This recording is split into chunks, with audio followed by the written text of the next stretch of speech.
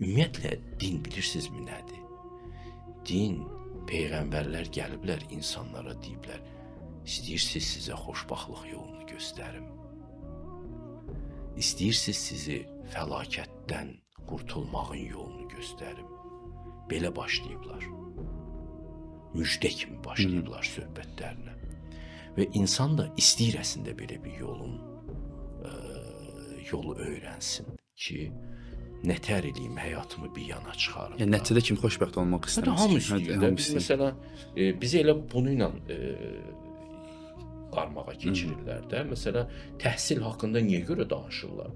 Çünki beyinlərinə oturub ki, təhsil adamı xoşbəxt eləyə bilər. Oxuyacaqsan, yaxşı bir vəzifəyə gələcəksən, yaxşı-yaxşı yeyəcəksən. Yəni hər şey yeməklə bağlıdır, rahatlıqla bağlıdır. Adamlar xoşbəxtlığı bunda görürlərsə, budur. Peyğəmbərlər də deyir ki, daha böyük bir xoşbəxtlıq var. Bu xoşbəxtlıq sizin bildiklərinizdən qat-qat artıqdır. O da, baxın deyir, doğruluq yoludur. Doğruluq yolu ilə yeriyəcəksən, Allaha yaxınlaşacaqsan, xoşbəxt olacaqsan. Əks halda nəyə nail olsan, xoşbəxt olmayacaqsın. Ona görə təsadüfən xoşbəxt olmurlar. Təsadüfən, belə deyək ki, o da təsadüfdür, amma ki, təsadüfən sən yaraşıqlı da ola bilərsən dünyada. Təsadüfən sənin boyun uca ola bilər, boyun balaca ola bilər. Təsadüfən sən Azərbaycanda gələ bilərsən dünyaya, ya da Afrikada gələ bilərsən, ya da İsveçrədə gələ bilərsən dünyaya. Bunlar təsadüfdür. Kişi doğula bilərsən, qadın doğula bilərsən. Gerçi bu da təsadüf deyil, ehtimal edirəm. Amma təsadüfən xoşbəxt olan yoxdur.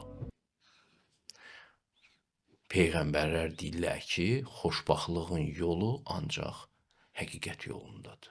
Xoşbəxtlığın deməli olduğu yer həqiqət yolundadır. Ancaq bu yolla gedib ona çatmaq. Yavaş-yavaş olur da yəqin ki, yoxsa bir dəfə yavaş-yavaş olur şübhəsiz ki, amma da alternativi yoxdur.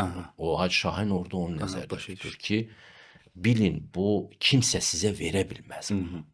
Bu tamamən sizin çabalarınıza, sizin daxili və xarici aktivliyinizə bağlı bir şeydir. Bu yaxşıdır da. Məsələn, insanlar adətən şikayətlənirlər ki, mənim həyatımı filan kəs bəlli etdi, beşmən kəs bəlli etdi. Bütün şikayətçiləri yığdı ortalığa, siyasi ya belə məişət şikayətçiləri olsun. Onların beynində belə